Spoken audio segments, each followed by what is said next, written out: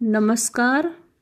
BND राजकीय कला महाविद्यालय चिमनपुरा से उषा सारस्वत, सह आचार्य संस्कृत विभाग। प्रिय विद्यार्थियों, आज हम भर्तृहरि विरचित नीति शतक नामक पुस्तक का अध्ययन आरंभ करेंगे।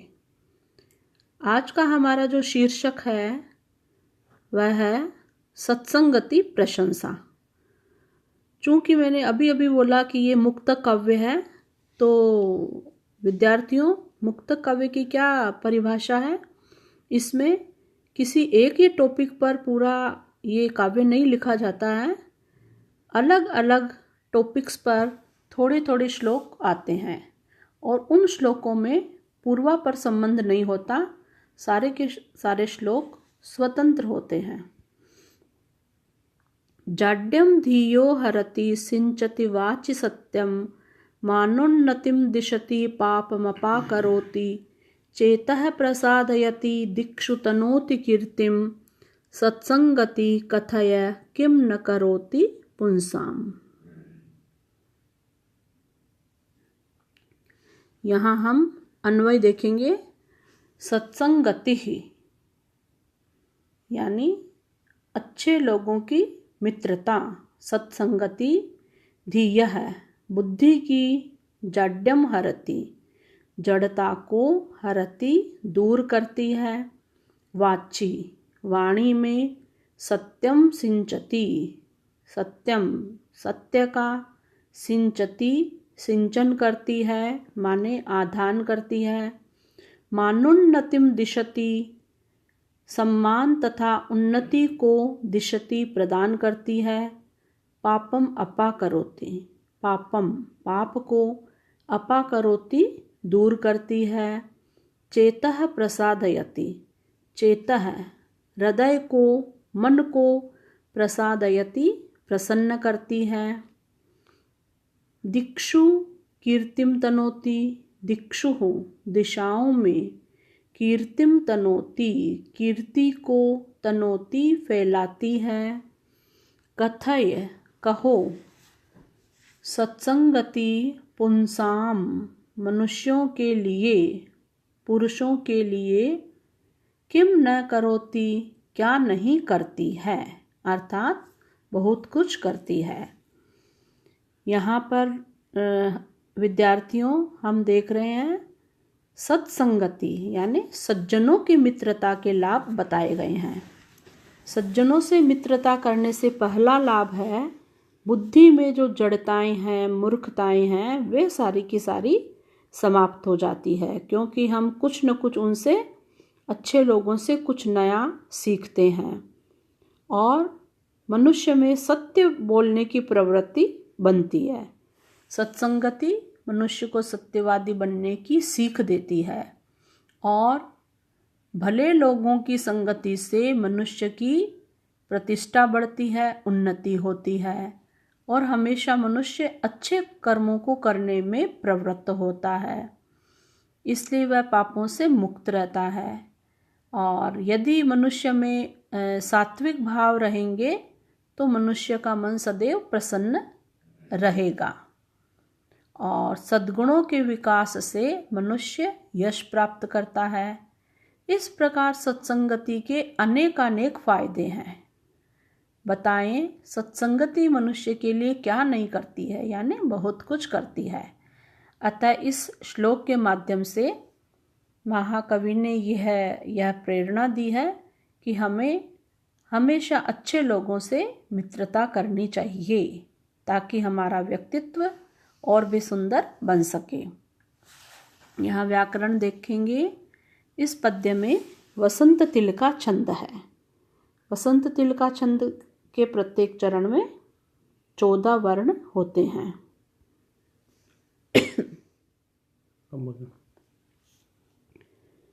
जयंती ते सुकृतिनो रस सिद्धा कविश्वरा नास्ति येषां यशः काये जरा मरणजं भयम्। ते सुकृतिनः वे पुण्यशाली, रस सिद्धा सरस काव्य की रचना में कुशल, कविश्वरा महाकवि जयंती जय घोष के योग्य हैं, श्रेष्ठ हैं ये शाम जिनके यशः काये यश रूपी शरीर में जरा मरणजम भयम, जरा वृद्धावस्था तथा मरणजम मृत्यु से उत्पन्न भयम न अस्ति, भय नहीं है। वे पुण्यशाली रसमय काव्य रचना में सिद्ध महाकवि धन्य हैं जिनके यश रूपी शरीर में वृद्धावस्था और मृत्यु से उत्पन्न भय नहीं है। यहाँ पर महान कवियों के यश का वर्णन किया गया है जो रस सिद्ध कवि हैं। रस सिद्ध कवि जो कि सरस रचनाएं लिखते हैं, जैसे महाकवि तुलसीदास हैं, कालिदास हैं, ऐसे ही और भी प्रशंसनीय कवि हैं जो कि सरस रचनाएं लिखते हैं।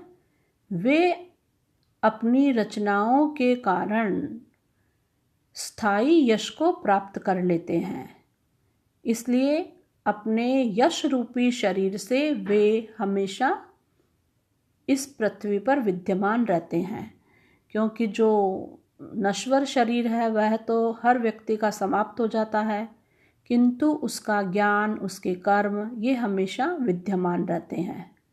तो ऐसे महाकवियों को वृद्धावस्था तथा मृत्यु से उत्पन्न भय नहीं रहता। क्यों नहीं रहता? क्योंकि उनका यश रूपी शरीर अनेक और अनंत कालों तक जाना जाता है, विद्यमान बना रहता है। इस श्लोक में अनुष्टुप छंद प्रयुक्त हुआ है। अगला जो श्लोक है वह है स्वाभिमान प्रशंसा।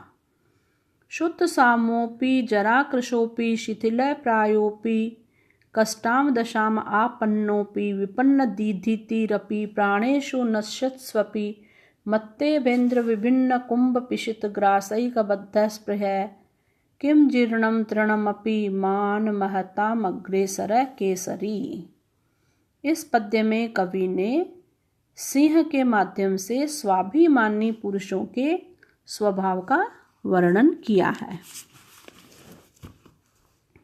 शुद्ध शाम अपि, भूख से पीड़ित भी, जरा कृश अपि, बुढ़ापे से दुर्बल भी, शिथिल प्राय शिथिल बना हुआ, कष्टाम दशाम आपन्नाम, कष्टमय दशा को प्राप्त हुआ भी, विपिन्न दीधिति, निस्तेज, प्राणेषु नश्यत्सु, प्राणों के नष्ट हो जाने पर भी, मत्तेभेन्द्र विभिन्न कुंभ पिशित ग्रासैकबद्ध स्पृह, मत वाले गजराज के विदीर्ण कुंभ स्थल के मांस के ग्रास में एकमात्र रुचि रखने वाला, मान महताम, स्वाभिमानी प्राणियों में अग्रेसर है, अग्रसर, केसरी, सिंह, किम जीर्णम तृणम अत्ति, क्या पुरानी घास को खाता है, अर्थात नहीं खाता।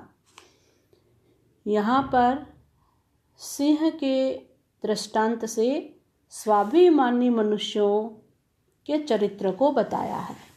कवि बताना चाहता है कि स्वाभिमानी मनुष्य कैसी भी विषम परिस्थिति आने पर भी अपने आत्मसम्मान को नहीं छोड़ता है और वह अपने स्वभाव के प्रतिकूल किसी भी कार्य को नहीं करता है, चाहे उसे कितने भी कष्ट झेलने पड़े, लेकिन वह दूसरों की खुशामद करना जैसे तुच्छ कार्य नहीं करेगा। जैसे कि सिंह है, भले ही भूखा मर जाए लेकिन छोटे मोटे जानवरों के मांस को नहीं खाता है, बल्कि विशाल मदमस्त हाथी पर ही आक्रमण करता है और उसी के मांस को खाकर अपने आप को तृप्त करता है। इस पद्य में शार्दुल विक्रीडित छंद प्रयुक्त हुआ है।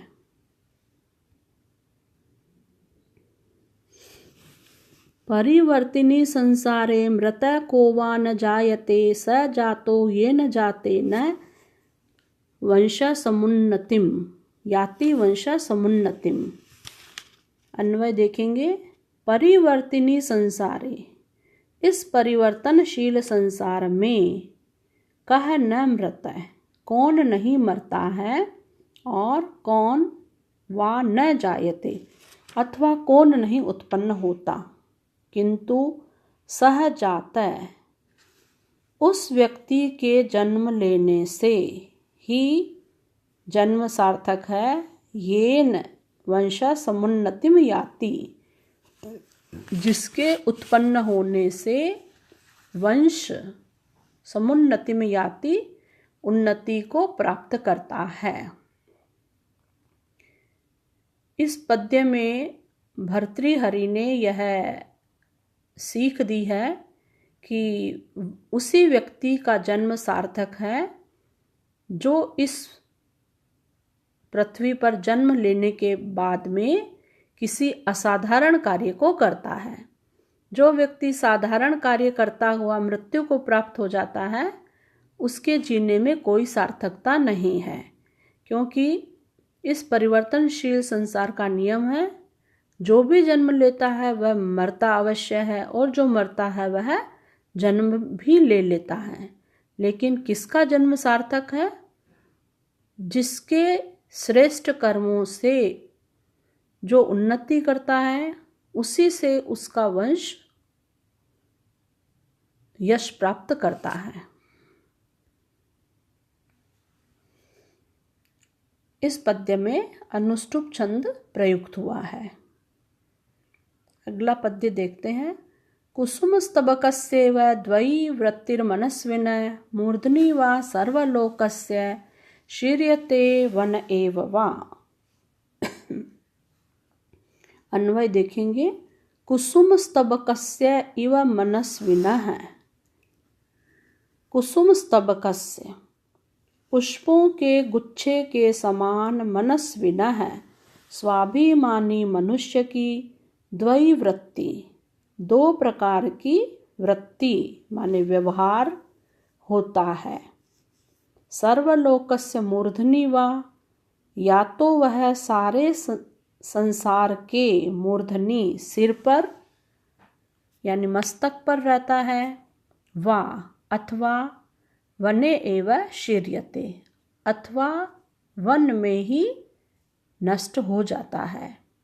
यहाँ स्वाभिमानी व्यक्ति की पुष्प से तुलना करते हुए बताया है कि स्वाभिमानी मनुष्य या तो अपनी योग्यता के अनुरूप अच्छे पद को प्राप्त करता हुआ कार्य करता है, और यदि उसे अपनी क्षमता के अनुसार अच्छा कार्य नहीं मिलता है तो वह चुपचाप स्वाभिमानी बनकर अकेला ही रहता हुआ समाप्त हो जाता है, लेकिन कभी भी तुच्छ कार्यों को करके जीवन यापन नहीं करता है।